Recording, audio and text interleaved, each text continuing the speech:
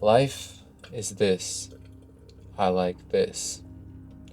And perhaps you might as well. It's one of the many lines that stuck with me.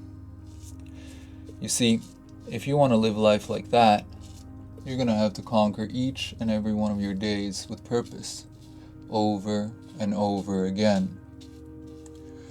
Some of you might understand this, but for those who don't, here's the truth. Your life will never change if your mornings stay the same. Your morning sets the direction for the rest of your day, and the rest of your life is just days stacked on top of each other. Now, would you rather let life push you wherever it wants, or would you rather be in control? For me, I prefer the latter. Welcome back.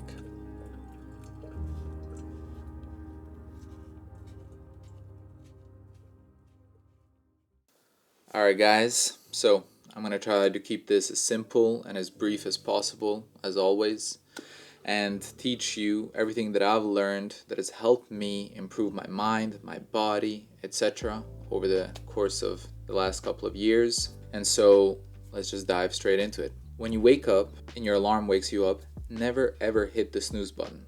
Do not have snooze as an option. The reason for this is because if you hit snooze, it's very easy to fall back asleep.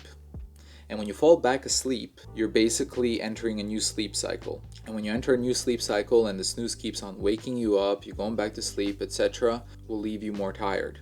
It's called sleep inertia. Melatonin and cortisol are both confused. Cortisol spikes, but your brain still thinks it's asleep, which leads to grogginess and irritability. As soon as the alarm goes off, wake up, get up, sit up, and stand up within the first minute, which will start resetting your autonomic nervous system. So you go from asleep mode to alert mode. Immediately, when you get up, make the bed. That's the first thing you should do. It's an immediate sense of accomplishment, a sense of gratification in your mind. It keeps your dopamine loop clean, and also it tells you that, I don't leave any unfinished tasks. So when you have order in your environment, you have order in your mind. So the first thing I always do is make the bed, because every time you come back in the room and you see the bed's undone, you feel like, oh, now I gotta clean and all of that. So keep your space clean, make your bed, that's it, as simple as that. I know, and I get the feeling sometimes to just reach for my phone and check my social media and messages, etc. But rule is no inputs for at least 15 minutes. If you can do it for half an hour, great, but if you can't, then try to for 15 minutes. 10 to 15 minutes. Now I know some of you might have work and you need to, and that's understandable, but there are certain applications and stuff that you should not be on because it's going to start wasting your time, and also it's going to start hijacking your dopamine levels. So this is a very important period. This is your sovereignty zone and you need to guard it. This is where you're going to get that momentum for the rest of the day. Light before screen. Within 5 minutes of waking up, you should be looking towards natural light.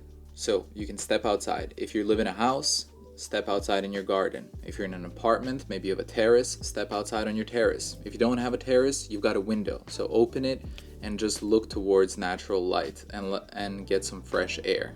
Even on cloudy days, the natural light tells your body, okay, it's time to start releasing cortisol and dopamine. And also, it feels great. Breath of fresh air outside, you're waking up. Instead of sitting inside in artificial lighting, it will wake you up much easier. Hydrate like a ritual. After sleeping for 7 to 8 hours, you are dehydrated. Even mild dehydration can lead to a decrease in cognitive performance by up to 20%. So you need to hydrate. I recommend having 250 to 500 milliliters of water. Now what you can do for a bonus benefit in there, you can add some lemon, freshly squeezed lemon juice. You can add some electrolytes. With any supplements that you're taking, the electrolytes, always try to stick with the natural ones without any artificial coloring, sweeteners, flavorings, any of that. Just stick to pure, natural, unflavored electrolytes, salts and minerals. That's it. Now, another very important thing, move your body. Like, I like to get up, and I'm not telling you to do a full-blown workout. Now, I know for some of you out there, you love working out in the morning, so maybe this doesn't apply to you. But for those that don't, and for those that do, but maybe that particular day you don't have the time for it, still, literally do 5 minutes of mobility drills. I prefer doing mobility and not flexibility work in the morning because your body's still a bit stiff from laying in bed all night. So you need to warm up your body, get the blood circulating. You do that doing maybe some hip openers, shoulder openers, push-ups. I like to do up to 100 push-ups. You can divide it into sets. This is not meant to be a proper workout. You're not, supposed to put a big strain on your body here. You're simply just doing a few activation drills for 5 minutes to let your body know that, okay, now it's go time, I've woken up, and get the blood pumping. And movement triggers the release of norepinephrine, which is the same neurotransmitter behind focus and drive. So 5 minutes is all you need. Now, when it comes to showering, you can do a cold shower. Now, I know cold showers are not for everybody, and especially if it's winter time and it's very, very cold out there, even sometimes I cannot do a full cold shower. But what you can do is splash your face with cold water. You can use one of these ice packs, which costs less than $10, and you can ice your face in the morning, or even in the shower after you've had your normal, regular warm shower, just do a 30-second cold finish. And this will activate your vagus nerve. It lowers inflammation, sharpens focus, and boosts dopamine levels. It's not about toughness, it's about physiology. And if you haven't tried this, like I said, you don't need to do a cold shower, a full-blown cold shower. Many of you guys won't be able to, like I can't. But there are other methods that you can do. So fasting. Fasting is basically a cheat code, okay? It's your edge. All the way up until midday or 1 p.m. Fasting is keeping your insulin levels low, which is boosting more adrenaline and alertness. You're in a state of clarity. You're sharp. Your blood isn't shunted to digestion. And also, it takes one thing away from your morning. Instead of having to go to the kitchen and make breakfast, cook it up, eat it, you're not worried about that. This is your window for your deep work, creation, whatever it is. It's your natural high performance zone. And this leads me to say mornings should be for the toughest problems of the day. If you start conquering the toughest, hardest problems, it sets the tone for the rest of your day as well. You've gotten that out of the way, and nobody, this is where that procrastination kind of mindset for a lot of people is present, where they kind of hold off on doing the harder things till later, but that's the wrong way of doing things.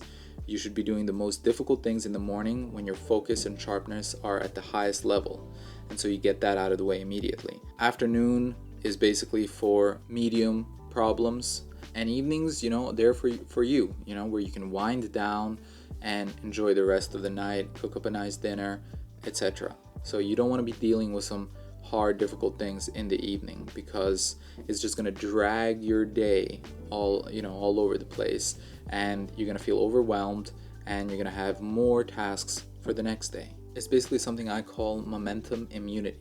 Again, your brain records it as a win, so you're releasing dopamine levels. If you start by conquering comfort, the rest of your day will feel light. Another important thing that I've taken up recently myself is journaling. You can write down your thoughts or write a to-do list, your tasks for the day. You can visualize it or you can write it down, but anything that's written down, it will help you achieve those tasks much easier, and you're gonna have something to look at. And when you look at it, you're like, okay, now I gotta get this done, then that, and as you complete the tasks, you're basically crossing them out. And again, every single task you cross, it will release that sense of achievement in your mind, and your dopamine levels will go, and you will feel more productive. And you're not here to overcomplicate it either. Tasks that you must do today. What's one thing I must do today? What's one thing I won't do today? Your brain needs direction, not motivation. We are wired for comfort. That is why we have to step into our little discomfort zone and learn to be comfortable in the uncomfortable. You don't need to be waking up at 4 a.m. to change your life. I've never done that. I've tried waking up at 5 a.m. a couple of times. I've done it, and if I have the energy, I'll do it. But anywhere between 6 and 7 a.m. is my wake up time. I wake up fully naturally, no alarm clock. I feel energized and ready to go for the day. over time, maybe in the beginning this might be difficult for you to put all of these things together, and I'm not asking you to. And it's 1% better every day. So if you can just stop snoozing your alarm clock, that's already a win. Then you work on the next thing and next thing, and you build these habits, and that becomes the new you, your new morning routine, basically. And that's pretty much it. You need to just stop wasting your mornings.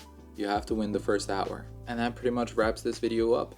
I'm going to drop a link to my free 7-day reset that I personally use every time I start to fall off the wagon. It puts me right. It's not a 75-day hard, but it's pretty much what I follow to give me the momentum again and reinstill that discipline. So you need some structure.